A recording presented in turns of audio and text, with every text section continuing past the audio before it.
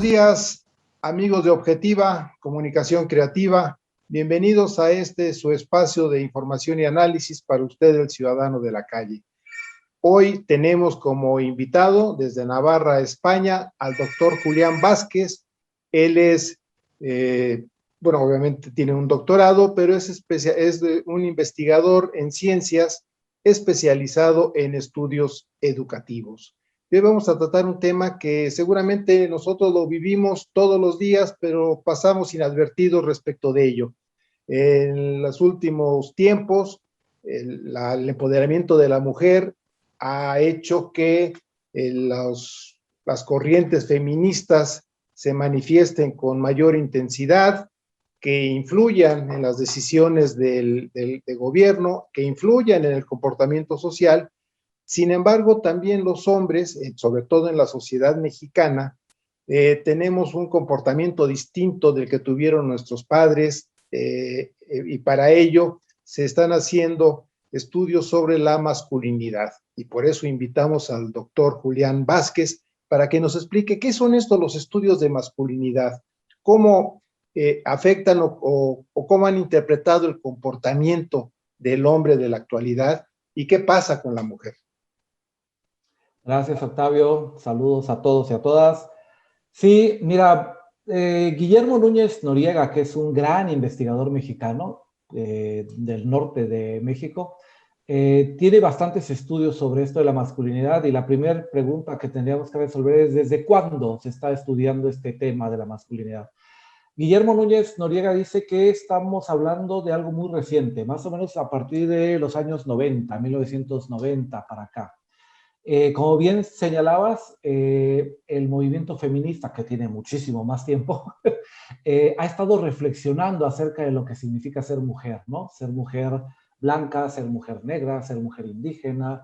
Es decir, el feminismo comenzó siendo una teoría muy acotada, ¿no? Y de pronto se dio cuenta que existe una diversidad muy grande. Entonces, cuando las mujeres se pusieron a reflexionar sobre qué papel jugaban en la sociedad, qué papel jugaban en la familia, qué papel jugaban, por ejemplo, respecto a la sexualidad, etcétera, pues se empezaron a hacer muchísimas preguntas, se empezaron a hacer muchísimas investigaciones y se dieron cuenta, lo primero, como bien señalabas, pues que no siempre ha sido así, ¿no? Y ese es uno de los errores más grandes que hemos acarreado los seres humanos desde hace muchísimo tiempo, el suponer que existe una naturaleza que es fija, ¿no? Que es inalterable, que nunca ha sido modificada, cuando lo curioso es que la naturaleza, por esencia, es cambio. La naturaleza, por esencia, es evolución, ¿sí? Entonces, cuando los primeros estudios feministas o las primeras, vamos a decir así, pensamientos alrededor de lo que significa ser femenina, se van dando cuenta de un punto que es muy importante y que hay que dejarlo claro desde el principio. Lo propone Simone de Beauvoir, una francesa, que dice: no se nace mujer, se llega a serlo. Con esto se abre toda una gran discusión, porque el hecho de que tú, yo, nuestras hijas, nuestras parejas, hayan nacido mujeres, y lo vamos a entrecomillar, y porque un médico volteó y dijo: ¡ay, mira, una mujer! Y que todos los de alrededor digan: ¡ah, hay que vestirla de rosa! Eso no la constituye en una mujer. Lo que la va a constituir va a ser toda la historia que la va a ir acompañando. Por ejemplo, la ropa que le van a asignar, los colores que va a estar permitido usar, las actividades a las que está, lo vamos a entrecomillar 3 veces, destinada, ¿no? Y una serie de categorías que, por eso, como bien decía Simone de Beauvoir, no se nace mujer, sino que en el transcurso vas formándola, ¿no? Le vas diciendo, y como tú bien lo sabes y lo señalabas, no es lo mismo nacer mujer en una casa con poderío, con dinero, ¿no? En una familia liberal, a ser mujer indígena, pobre, analfabeta. Es decir, no va a estar construida de la misma manera, ¿sí? Y por eso ahí los estudios de la feminidad, los estudios del feminismo, se van dando cuenta que no se puede hablar de mujer, sino de mujeres. Pues todo esto que te estoy contando así, como muy acotado, es lo que va a dar también y va a empujar a empezar a pensar qué significa ser varón, qué significa ser un hombre, qué significa ser un varón mexicano, qué significa ser un varón y volveríamos al mismo punto. No es lo mismo, tú y yo lo hemos vivido, ya tenemos vida por detrás. No es lo mismo ser un varón que pudo estudiar en escuelas privadas, blanco, con dinero, ¿no? Que consigue puestos de alto nivel, o ya sea en la iniciativa privada o en gobierno, que tiene una educación esmerada con 3, 4 idiomas y todo, a ser un obrero que gana menos del mínimo, ¿sí? Que tiene que hacer 2 horas de recorrido para llegar a su lugar de trabajo, que vive en un barrio peligroso, ¿no? Que siempre está en los últimos de los últimos. Entonces, todas estas características nos venimos a dar cuenta, gracias a los estudios del feminismo, pues que afectan en muchos sentidos, que te construyen en muchos sentidos. Tú y yo, por ejemplo, fuimos construidos de una cierta manera, ¿sí? ¿Por qué? Por la época que nos tocó vivir, los padres que nos tocó tener, la religión o no que profesaran, ¿sí? Porque también puede afectar en esos dos símbolos, los amigos alrededor. Tú nada más piensa, Octavio, y te vas a acordar, en nuestra época, cuando en el cine, por ejemplo, solo habían ficheras. De los 70, el cine de los 70. Exactamente. ¿Qué imagen teníamos de la mujer? ¿No? Pero ¿qué imagen a la vez teníamos de nosotros mismos? Entonces, en este sentido, los dos géneros siempre han estado jugando, ¿sí? Por decirlo así, en una suerte de tú me miras, yo te miro, pero sí hay que hacer una aclaración. Nosotros hemos jugado con ventaja, ¿sí? Tú recordarás, Octavio, que a nosotros de niños, pues no nos impedían salir. Que a nosotros de niños nos pedían que saliéramos, ¿sabes? Nos pedían que conquistáramos el mundo. Nos pedían que conquistáramos a muchas mujeres. Nos pedían que fuésemos los proveedores oficiales, ¿sí? Por ejemplo, esa es una clásica construcción de tu época y de la mía, ¿no? Alrededor de un estilo de masculinidad, ¿sí? Porque vuelvo a lo mismo. No es lo mismo ser varón en el norte de México que ser varón en Yucatán, que ser varón en Chiapas o ser varón en Puebla, ¿sí? Y no es lo mismo ser varón moreno que ser varón blanco. Y no es lo mismo ser varón extranjero en un país que no es el tuyo. No es lo mismo ser varón migrante. Tú piensas en la cantidad de mexicanos migrantes que se van a Estados Unidos y que también su masculinidad va a estar a prueba en otro sentido, ¿no? No sé, yo pienso en las clásicas imágenes y no estoy criticando a nadie. Voy a poner como ejemplo a mi propio padre. Mi propio padre era un hombre a la antigua, como decimos, ¿no? Construido en esa idea que él era el proveedor, que él era la voz, la autoridad, ¿no? Imagínatelo a él que hubiese tenido que emigrar y de pronto allá mi madre hubiera tenido que trabajar porque no alcanzaba. Y quizá él no podía ejercer la carrera que en México sí podía, y allá tenía que ejercer otra carrera. Y cuando digo otra, tú y yo sabemos de qué hablamos, o sea, es decir, es bajar de escalón, porque tú en tu país de origen puedes tener un título que te respalda, pero cuando cambias de país ya no vale. Y entonces tú que eras abogado, pues de pronto allá tienes que ser camarero. Y entonces cambia toda tu perspectiva, ¿no? Cambia tu perspectiva del hombre proveedor, del hombre que decide, del hombre que es la ley, porque cuando hago así es la voz, ¿no? Ese ha sido un privilegio, por ejemplo, que hemos disfrutado por muchísimo, muchísimo tiempo, en donde la palabra del sujeto masculino es el que marca, el que define, ¿no? El que dice, esto es la ley. Yo siempre lo comento con las amistades. Tú dime, Octavio, cuando empezamos a trabajar, ¿cuántas mujeres había en puestos directivos? Casi nadie. Casi nadie. Casi nadie. ¿Y te acuerdas en los ambientes de la política? Es que era eminentemente masculino. ¿Sí? Claro. Y la dinámica que se formaba alrededor, hoy, por ejemplo, suena hasta absurda.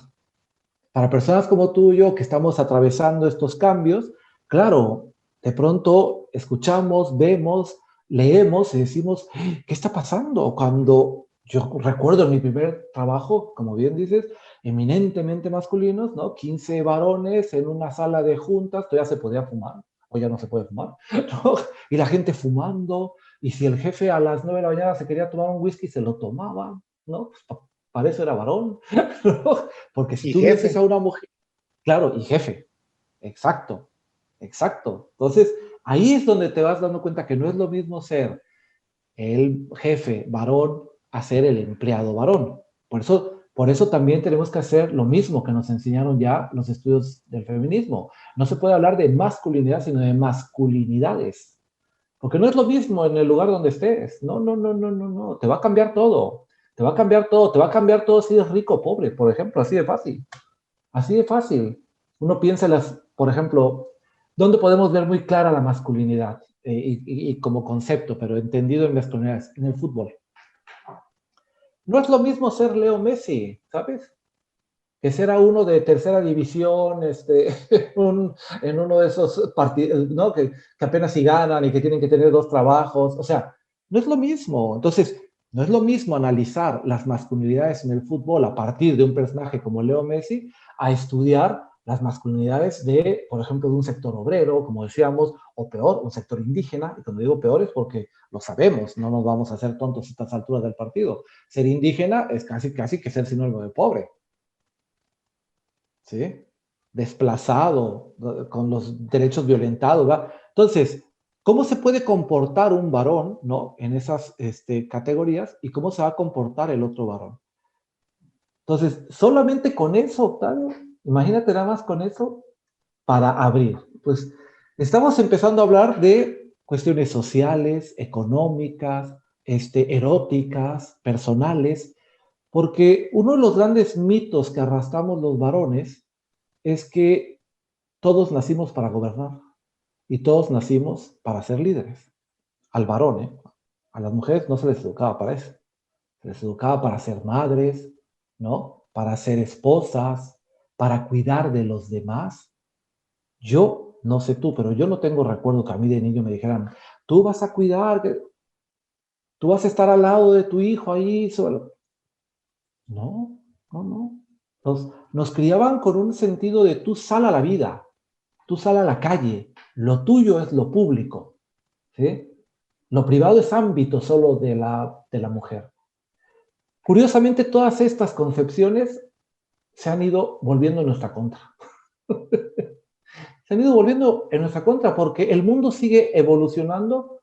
A ver, no te toque si a ti, nuestras parientes más cercanas, hijos, primas, todo, mujeres independientes que tienen una carrera, que muchas de ellas mantienen el hogar sin ningún problema. Es decir, esa imagen que tú y yo teníamos cuando éramos niños, ¿no? De nuestra madrecita o de la abuela, ¿no? ¿Te acuerdas? La abuela, esa persona, ¿no? Tan débil. Y de pronto, y aquí voy a hacer una aclaración, porque eso ya me lo han dicho muchas veces. Una vez estaba dando esta charla y me dijo una persona, bueno, dice, yo aquí en Chihuahua me decía, mi abuela era más brava que mi abuelo. Lo cual es cierto, ¿sí? O sea, también ahí te habla, ¿no? Que las feminidades han tenido que depender, por ejemplo, pensemos en la guerra. Ese fue un fenómeno que ha marcado a la humanidad. Pensemos en las grandes guerras o pensemos, por ejemplo, en la revolución. ¿Qué pasaba con aquellas abuelas que se les había muerto el marido y que tenían Tristemente. 5 hijos, ¿no? Y que tenían que salir adelante porque los hijos comían, ¿verdad? Y también ahí vamos a ver otro tipo de concepción, el niño, ¿no? A ti y a mí todavía nos toca que el niño, pues es que el niño dejaba de ser un niño muy pronto. Hoy todavía escucho que te dicen, no, a los 21 todavía es un niño. Yo decía, pues si en mi época a los 14 años ya te mandaban a la calle a hacer cosas. Entonces, y a mucha gente desde los 12, ¿no?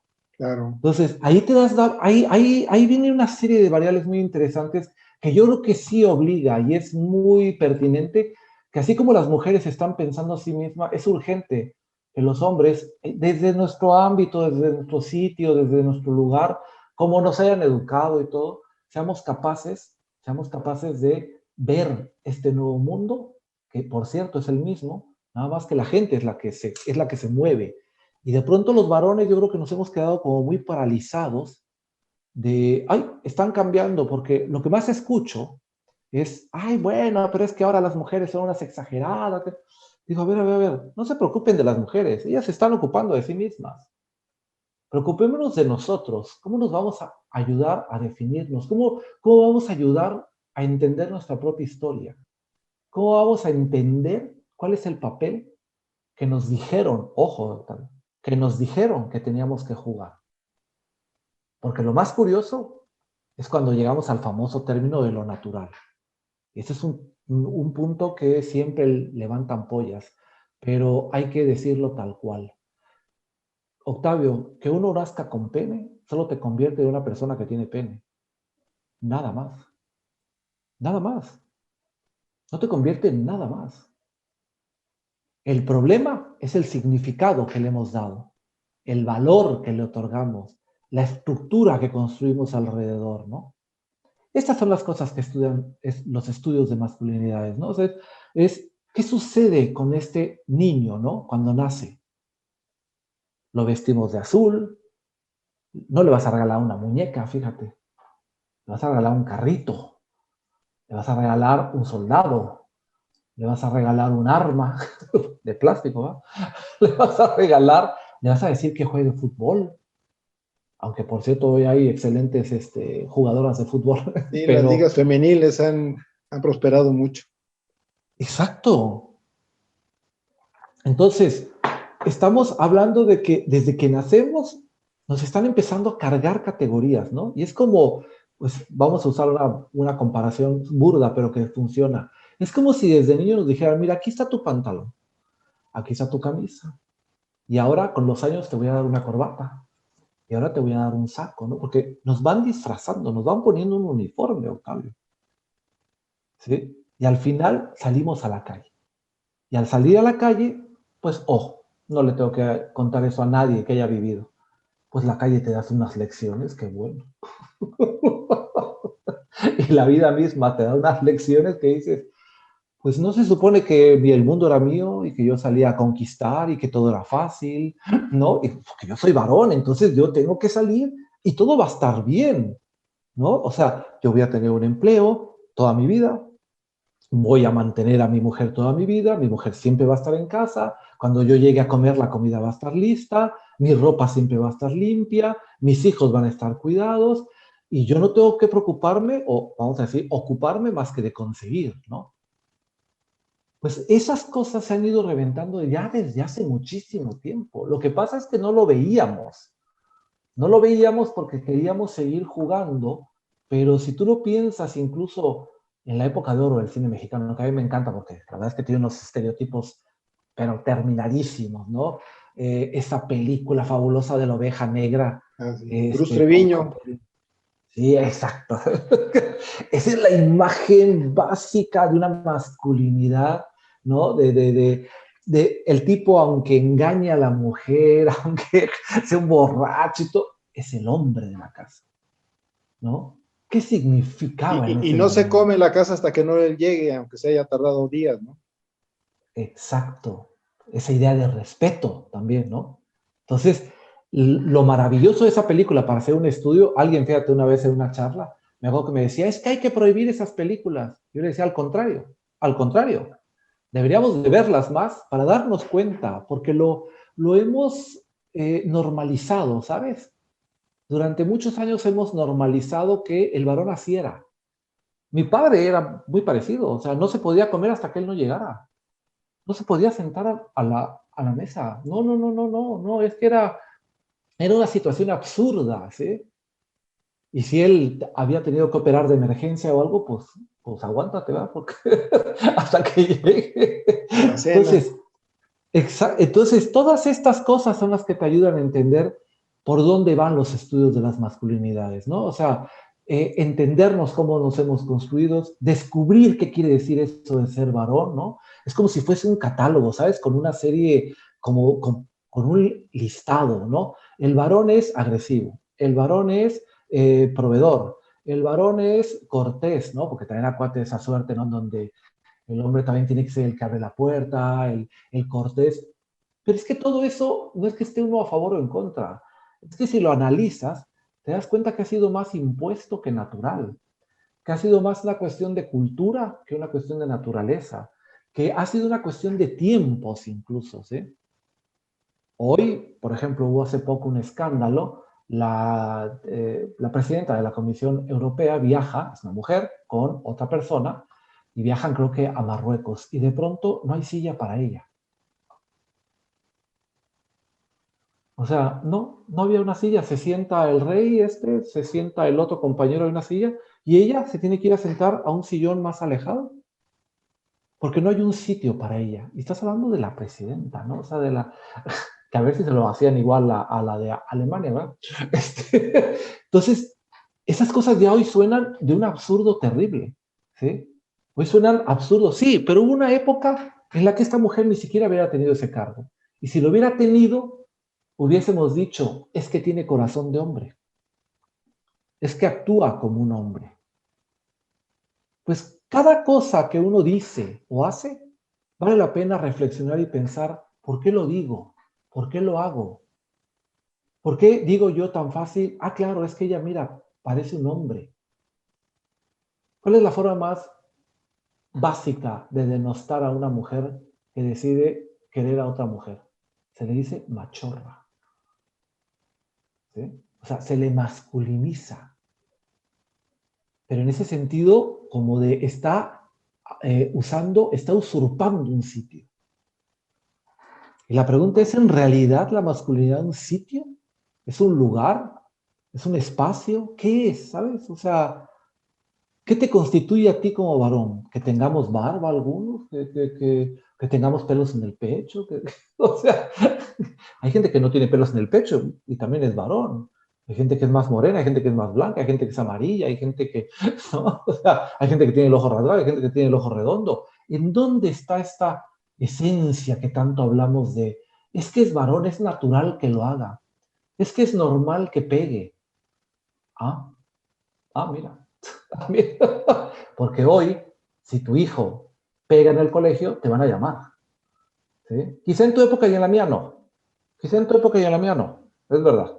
No, es más, el profesor me podía golpear a mí, acuérdate, y tu madre te decía, algo habrás hecho. Algo habrás hecho.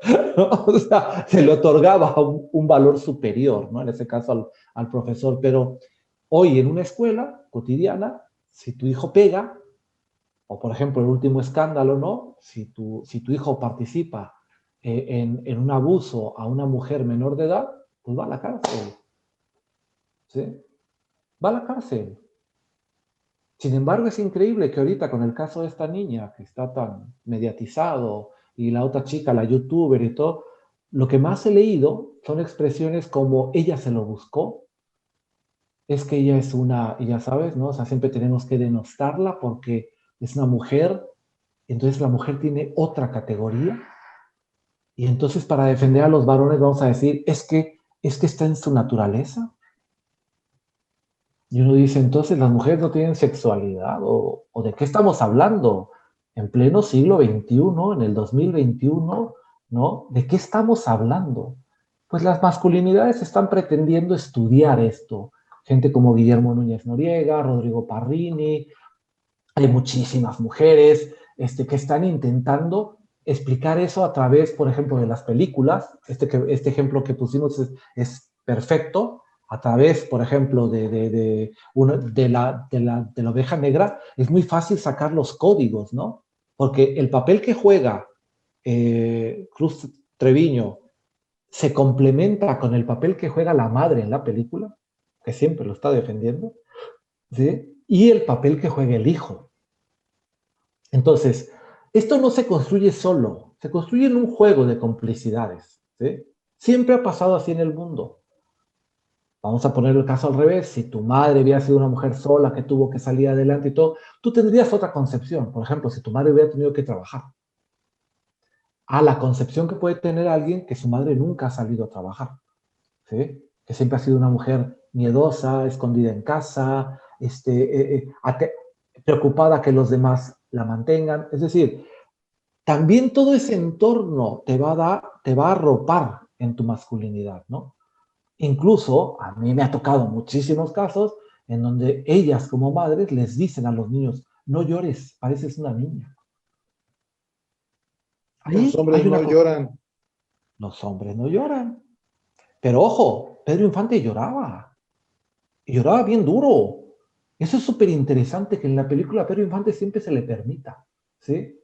Lloraba cada rato en las películas. Claro, es un estereotipo y todo, pero como bien dices, a nosotros sí que nos decían, los hombres no lloran. Ahí hay una construcción, ¿sí? Ahí ya te está hablando algo que entonces hombre significa cancelación de mis sentimientos. No puedo exponer mis sentimientos. Yo no estoy autorizado, porque como lo mío es la arena pública, yo no puedo estar haciendo esos espectáculos. Que ella llore es casi natural, ¿no? O sea, a ella sí le asignamos ese territorio. Pero también hay que ponerse a pensar que de estos privilegios de los que yo hablaba es que han sido los varones los que en su mayoría han definido lo que significa ser una mujer. ¿Sí? Entonces, el juego es muy interesante. El juego es muy interesante y da para mucho. Da para mucho. Te digo, hay muchísimos estudios. El gran término, vamos a decirlo así, sobre todo desde Estados Unidos y desde Europa se empezó a pensar, pero como siempre pasa, empezaron pensando en ellos mismos, ¿no? En el varón blanco, bla, y de pronto un día se dieron cuenta, lo que hablábamos hace rato, pues qué tipo de masculinidad va a manejar un migrante, ¿no? Que por ejemplo se ha ido y que deja a la mujer en el pueblo y que se la deja a cargo de la madre, es un fenómeno interesantísimo, y que él sigue mandando las remesas, pero es la madre de la familia la que organiza y la que controla a la nuera, bla, bla, bla. O sea, entonces, ¿qué tipo de masculinidad se va a forjar él, ¿no? Como migrante, que tiene que sufrir una serie de humillaciones y todo? ¿Qué tipo de masculinidad construyes en un youtuber? En estos chiquillos, ¿no? Que empiezan a grabar un vídeo y se hacen famosos y de repente se encuentran con que están recibiendo dinero. ¿Qué tipo de masculinidad se va a construir, por ejemplo, en ese tipo de personas que creen que la vida es una pantalla? ¿Sí? Cuando pues tú y yo sabemos que la vida está allá afuera y que la vida de allá afuera pues no es muy amable, Es más no. compleja.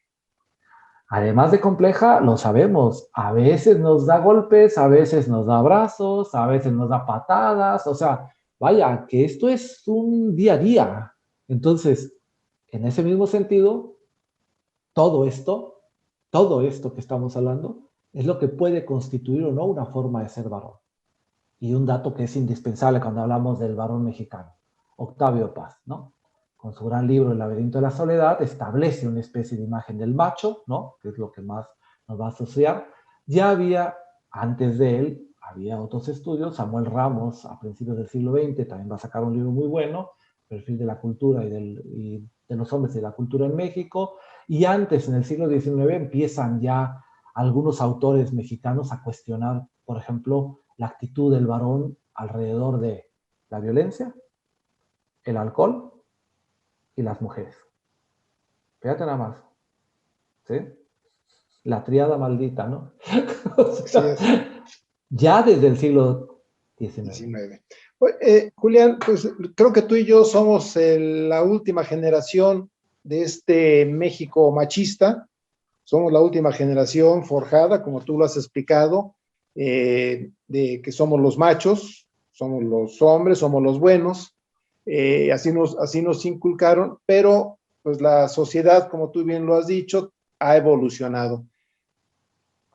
Desde tu perspectiva, ¿qué le depara a México como sociedad, ya con esta gente más consciente, no solo el que ha estudiado la masculinidad, sino el ciudadano de la calle que también ha entendido las nuevas generaciones igual, ya dice, no, pues yo no puedo ser como mi padre, yo no puedo Exacto. pegar, no puedo aceptar el bullying a las mujeres, etcétera? ¿Hacia dónde va a avanzar la sociedad mexicana? ¿O habrá siempre ese pequeño grupo que diga, no, hay que mantener el status quo, hay que seguir siendo una sociedad de machos? ¿Qué le va a pasar a México desde tu perspectiva? Creo creo que viene una gran batalla en ese sentido. ¿Por qué? Porque aunque la gente se niegue, aunque la gente no quiera, aunque la gente lo niegue, aunque la gente se invente incluso discursos que luego se inventan unos discursos maravillosos de por qué uno tiene que dominar al otro, que siempre ha existido, tampoco nos vamos a asombrar. Acuérdate que o sea, que para invadir un terreno con indios decíamos pues que los indios no piensan, ¿no? Pues ya está, o sea, a ver, o sea, siempre ha existido, pero a lo que voy es, vive una batalla porque a pesar de nuestras negaciones, o a pesar de nuestra ceguera, o de no querer estudiar el tema, los cambios se están dando. Los cambios se están dando, y se están dando por encima de nuestros deseos, ¿sí? Se están dando por encima de nuestras mejores ilusiones. Entonces, creo que viene una batalla muy interesante porque creo que el gran problema que ha tenido México en ese sentido es eh, que parece que nos diera un poquito de miedo reflexionar. Hay autoras, sobre todo mujeres, que hablan de eso, de que no se quiere perder el privilegio. No se quiere perder ese privilegio, pero a mí ya me tocó, amigos míos, que por ejemplo ellos tienen que ir por los niños a la escuela porque la mujer tiene otro horario de trabajo, o que por ejemplo tienen que cocinar, o que por ejemplo, o sea, es decir, que ya tuvieron que compartir una serie de actividades en la casa, no ayudar, porque ese concepto de no, compartir, porque para eso están juntos los dos, ¿no? Pues que pues se compartan, ¿no? Entonces, si hay dos hijos y uno hay que llevarlo hasta allá y el otro hasta acá, pues uno lleva uno y otro lleva al otro, es decir, ya ha habido ciertos cambios que ni siquiera nos hemos dado cuenta. Es muy común que de pronto algún amigo de nosotros nos diga, no, hombre, es que mi niño está enfermo y lo tengo que cuidar. Cuando antes, ni tu padre ni el mío lo hubieran hecho, ¿me entiendes? O sea, los hubieran dejado con la mamá y se hubieran ido. Entonces, ha habido cambios. Lo que pasa es que yo creo que todavía estamos como muy paralizados. El concepto del mexicano es un concepto muy ambiguo, porque también, repito, es tan diverso, un país tan grande, con esa diversidad que tiene, yo creo que a veces ha jugado en nuestra contra. Ha jugado en nuestra contra. En alguna época de mi vida tuve la oportunidad de estar en un trabajo como los que seguramente tú estuviste, que me tocaba viajar todos los días, ¿eh? Y no era yo piloto, sino que tenía que ir a cada estado por alguna cosa.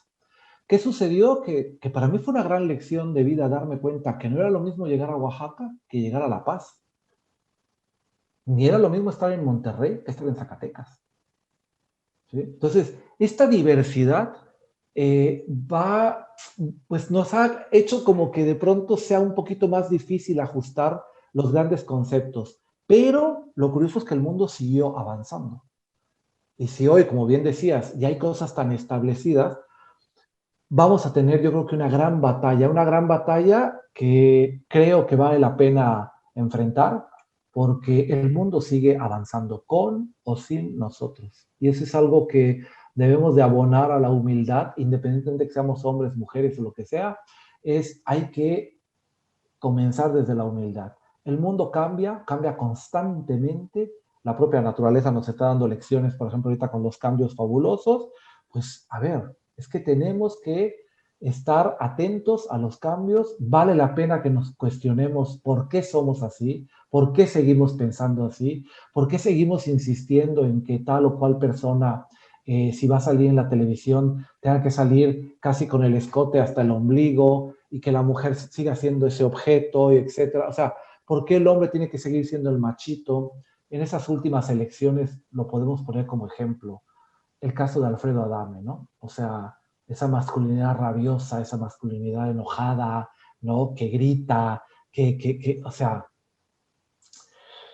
hay que repensarse. O sea, no podemos seguir jugando este papel en donde el varón es el de la voz, es el único que puede decir que está bien y que está mal. O sea, hay algo más allá, ¿no? Entonces, sí, creo que tenemos que empezar a meternos en el tema. Y esto es una invitación que siempre se hace. Por ejemplo, si tú estás en una reunión y todo y alguien empieza, esta vieja tenía que ser, preguntarse, ¿por qué pensamos así? Por qué es para nosotros tan fácil denostar? ¿No? ¿Por qué es tan fácil para nosotros señalar? ¿Queremos seguir, como dices tú, teniendo este privilegio? ¿No? Esta cuestión en que solo yo puedo opinar. No sé, yo creo que viene una gran batalla porque, por ejemplo, las generaciones más jóvenes, ¿sabes qué va a pasar? Que se van a reír, que se van a reír. Que en muchos casos van a decir, mi papá se quedó, ya se quedó en el otro siglo, ¿no? Claro. Pues mi querido Julián Vázquez, desde Navarra, España, muchas gracias por esta amena conversación. darnos otra perspectiva del día a día del mexicano. Creo que quien sigue esta transmisión va a aprender mucho y va a recapacitar, y lo que tú dices te invita a reflexionar, pues de que ya este es otro México y que si queremos avanzar tenemos que cambiar. Te agradecemos mucho, Julián, tu participación con los amigos de Objetiva, Comunicación Creativa, y esperamos tener una nueva colaboración muy pronto tuya. Y ustedes, Claro amigos, que sí. recuerden que tenemos otra cita con ustedes para seguir hablando sobre los grandes temas nacionales. Que tengan ustedes un excelente día. Buenas noches en Navarra, España, mi querido Julián. Gracias, Octavio. Como siempre, un gusto.